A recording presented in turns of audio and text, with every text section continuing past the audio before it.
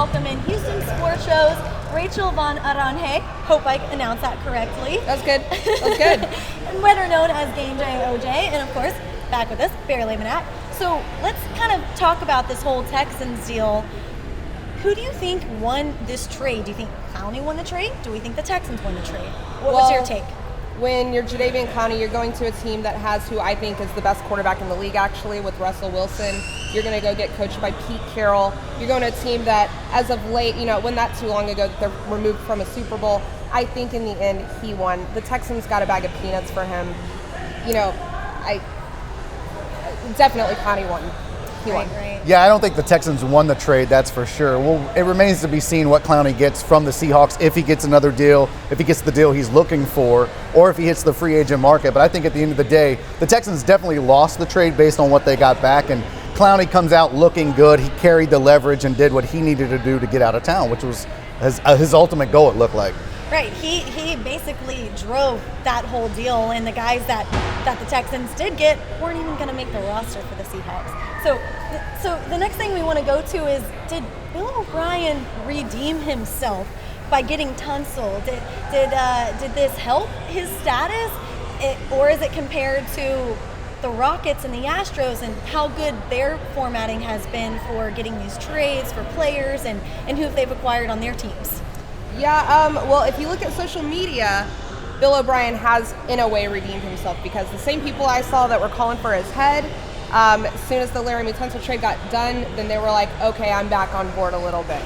But if you ask me, this is going to be, at the end of the day, this is Bill O'Brien's legacy. This is going to define the Bill O'Brien era with these trades that were just made. And, whenever you see a dude that you drafted #1 overall literally go to Seattle for, like you said, a bag of peanuts, I think history will not reflect kindly on this in hindsight.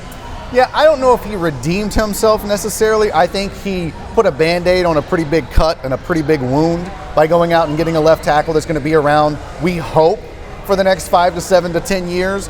He's only got 2 years left on his contract, so it's going to be interesting to see what happens there.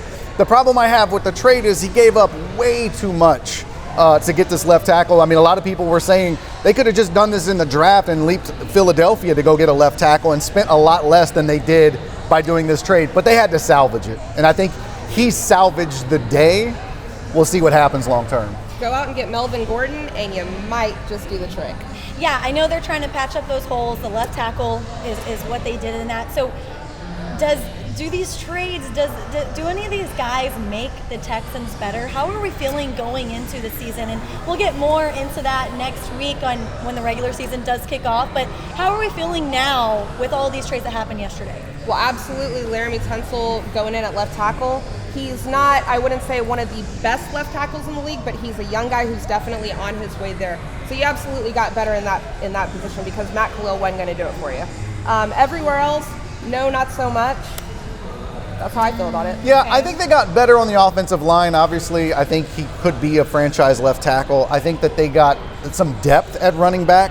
They got a little depth at wide receiver, although Stills looked to me like he was the third best wide receiver on the Dolphins. So they got better short term, but long term, they have no draft picks. So if there's needs and there will be needs that need to be filled, they're going to be in a tough spot trying to get more talent added to this roster.